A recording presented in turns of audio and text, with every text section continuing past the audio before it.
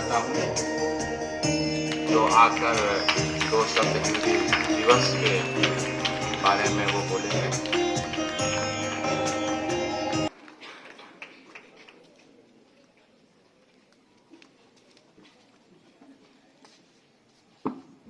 सुप्रभात आप सबों को। आज इस शुभ उपलक्ष्य पे मैं आप लोगों के समक्ष गोपाल सिंह नेपाली जी की एक कविता जो हिंदी है भारत की बोली आप लोगों को सुनाने जा रहा हूं, जो कि कुछ इस प्रकार से है कि दो वर्तमान का सत्य सरल सुंदर भविष्य के सपने दो, हिंदी है भारत की बोली तो अपने आप पनपने दो। यह दुखड़ों का जंजाल नहीं, लाखों मुखड़ों की भाषा है। थी अमर शहीदों की आशा, अब जिंदों की अभिलाषा है। मेवा है इसकी सेवा में, नैनों को कभी न झपने दो। हिंदी है भारत की बोली तो अपने आप पनपने दो। श्रृंगार ना होगा भाषण से, सत्कार ना होगा शासन से। यह सरस्वती है जनता की, पूजो उतरो सिंहासन से। तुम इसे शांति में खिलने दो, संघर्ष काल में तपने दो। हिंदी है भारत की बोली तो अपने आप पनपने दो। जो युग युग में रह गए अड़े, मत इन्हीं अक्षरों को काटो। यह जंगली झाड़ ना भाषा है, मत हाथ पांव इनके छांटो। अपनी झोली से कुछ ना लुटे, औरों का इसमें खपने दो। हिंदी है भारत की बोली तो अपने आप पनपने दो। इसमें मस्ती पंजाबी की, गुजराती की है कथा मधुर। रसधार देववानी की, मंजुल बंगला की व्यथा मधुर। साहित्य फलेगा फूलेगा, साहित्य फलेगा फूलेगा, पहले पीड़ा से कपने दो। हिंदी है भारत की बोली तो अपने आप पनपने दो। नादान नहीं थे हरिश्चंद्र, नादान नहीं थे हरिश्चंद्र, मतिराम नहीं थे बुद्धिहीन, जो कलम चलाकर हिंदी में रचना करते थे नित नवीन। इस भाषा में हर मीरा को मोहन की माला जपने दो। हिंदी है भारत की बोली तो अपने आप पनपने दो। प्रतिभा हो तो कुछ सृष्टि करो, सदियों की बनी बिगाड़ो मत। कवि सूर बिहारी तुलसी का यह बिरवा नरम उखाड़ो मत। भंडार भरो जनमन की हर हलचल पुस्तक में छपने दो। हिंदी है भारत की बोली तो अपने आप पनपने दो। धन्यवाद।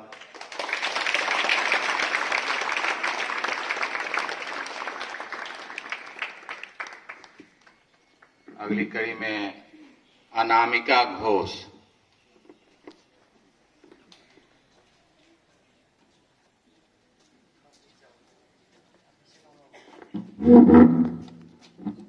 यहाँ उपस्थित सभी शिक्षकगण, मेरे सभी सहपाठियों एवं मेरे प्यारे प्यारे भाई बहनों, आप सभी को सुप्रभात। आज मैं यहाँ उपस्थित हूँ हिंदी दिवस के अवसर पर हिंदी भाषा के विषय में अपने विचार प्रकट करने हेतु। बिन मातृभाषा के साहित्य भी रहेगा वीरान, बिन मातृभाषा के साहित्य भी रहेगा वीरान। जब रहेगी हिंदी तभी रहेगा हिंदुस्तान। भारत एक विविधताओं वाला देश है। यहाँ हर कदम पर हमें अलग अलग बोले जाने वाली भाषाओं को सुनने को मिलता है, पर भारत में सबसे अधिक हिंदी बोली जाती है। करीब दुनिया भर में 80 करोड़ लोग हिंदी भाषा को बोलते हैं। साथ ही साथ दुनिया भर में हिंदी सबसे ज्यादा बोले जाने वाली तीसरी भाषा है। हिंदी भाषा का साहित्य बहुत ही धनी है। साथ ही साथ इसका इतिहास करीब 1000 वर्ष पुराना है, परंतु आज अक्सर ये देखने को मिलता है कि इतने धनी साहित्य और इतने पुराने इतिहास के होने के बावजूद भी हिंदी भाषा को संयुक्त राष्ट्र संघ में एक भाषा का दर्जा नहीं मिल पाया है। तो हिंदी दिवस को मनाने का हमारा ये उद्देश्य होना चाहिए कि हम वैज्ञानिक सोच को युवाओं में भरे, साथ ही साथ हिंदी भाषा के प्रति युवाओं में एक गर्व की भावना को भरे, ताकि हम ये समझ सके कि हमारी भाषा कितनी हमारी संस्कृति कितनी पुरानी है, साथ ही साथ कितनी धनी है। अंत में मैं ये कहकर अपने वक्तव्य को खत्म करूंगी कि सभी भाषाओं का करो सम्मान, सभी भाषाओं का करो सम्मान, पर हिंदी पर करो अभिमान। धन्यवाद।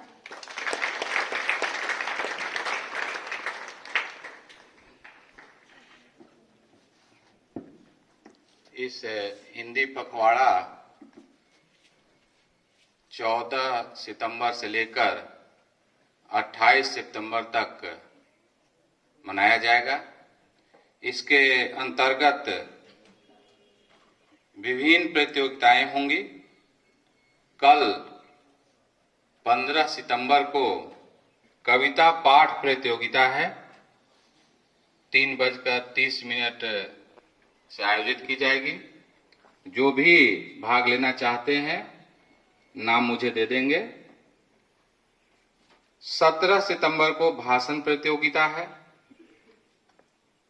20 सितंबर को लघु कहानी लेखन है। 22 सितंबर को चित्र बनाओ प्रतियोगिता है।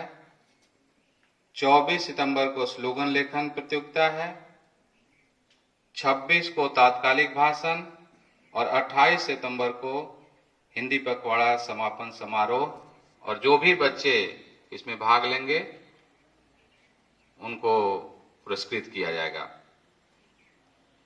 अब मैं बीके यादव सर को धन्यवाद ज्ञापित करने के लिए आमंत्रित करता हूं।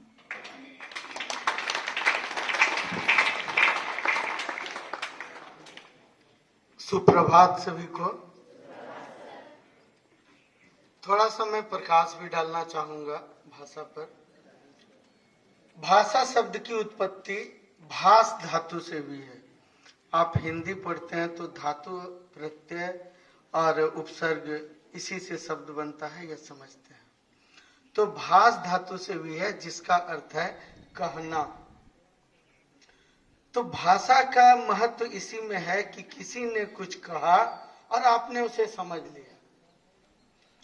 जैसे ही आप उनकी बातों को समझ जाते हैं, जो संकेत कहना चाहते हैं वो आप समझ जाते हैं, तो भाषा यहीं पर यथार्थ हो गई।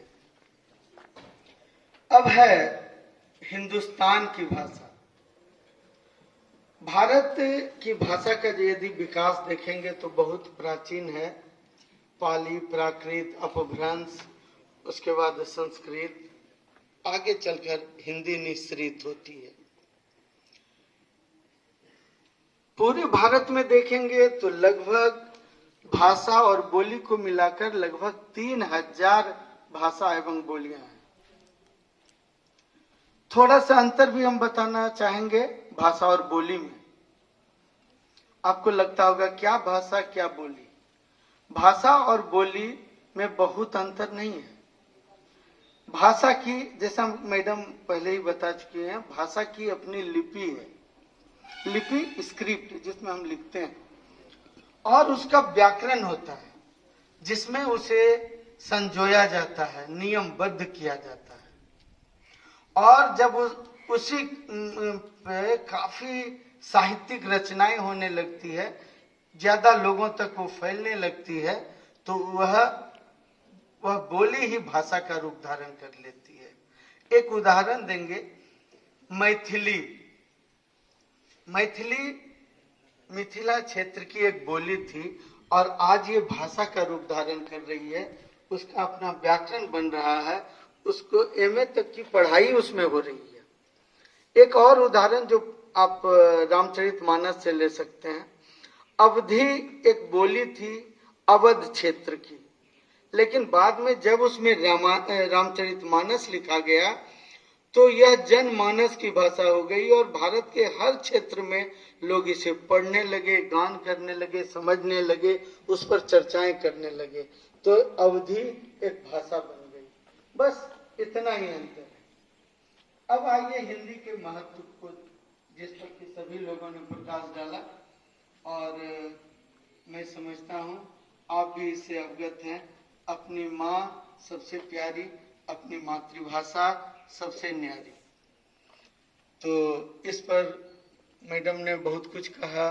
फिर आगे चलकर उपाध्याय जी ने इसके संवैधानिक प्रारूप पर प्रकाश डाला कि किस तरह से हमारे संवैधानिक भाषा बन पाई, राजभाषा बन पाई।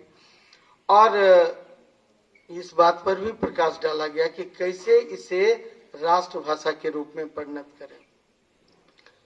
एक प्रकाश और डालने की जरूरत है यहाँ कि मैं समझता हूं कि विद्यालय ने, पूरे भारत में विद्यालय ने बहुत महत्वपूर्ण योगदान दिया है। हर राज्य में हिंदी पढ़ाई जाती है, लोग पढ़ते हैं, लेकिन सबसे ज्यादा यदि हिंदी को आगे बढ़ाया है तो वह है दूरदर्शन, चलचित्र, जिसको आप सिनेमा कहते हैं। इन्होंने आंध्रा हो, तमिलनाडु हो, कर्नाटका हो, चाहे जहां द्रविड़ परिवार की भाषाएं बोली जाती है, उन भाषा परिवार के लोगों में भी हिंदी को एक जन भाषा बना दिया। अब वहां भी लोग बोलने में कठिनाई भले अनुभव करे, लेकिन बड़े आराम से हिंदी समझ लेते हैं। और आज से 10-15 साल पहले यदि साउथ गए हैं कोई और आज जाते हैं, दोनों में अंतर है। आज सब लोग हिंदी समझ रहे हैं, भले बोलने में दिक्कत हो, तोड़ फोड़ कर बोले। तो हमारी राष्ट्रभाषा तो ये बन ही जाएगी, बननी ही चाहिए, और पूरे भारत के लोग अब इसे समझ रहे हैं और इस पर इसे पढ़ रहे हैं। धन्यवाद ज्ञापन के क्रम में मैं मैडम का शुक्रगुजार हूं कि मुझे ये मौका दिया गया। उसके बाद उपाध्याय जी ने बेहतर ढंग से हिंदी के विषय में बताया आपको। नेक्स्ट, प्रवीण की कविता। इस लड़के की जो कविता बनाने की क्षमता है, साहित्यिक अभिरुचि है, ये शुरू से क्लास 6 से ही परिलक्षित होने लगी थी। और मुझे विश्वास है कि ये प्रवीण बहुत ऊंचाई पर जाएंगे। ईश्वर से कामना भी है कि ये बहुत ऊंचाई पर जाएंगे।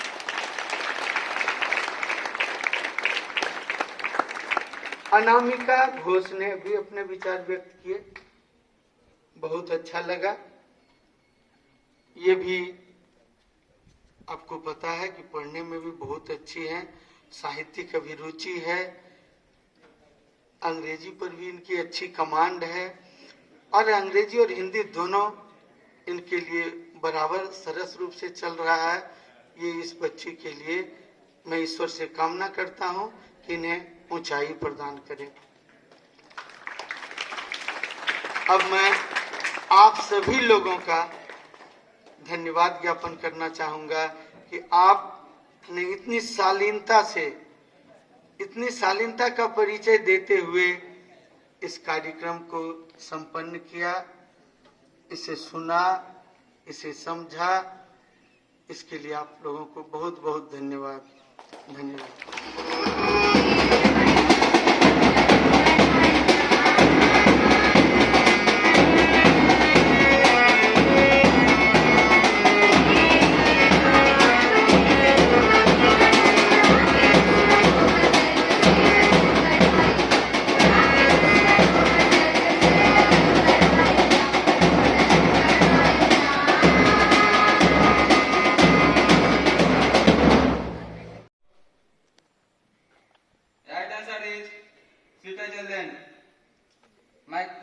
My fourth question goes for Udaygiri House.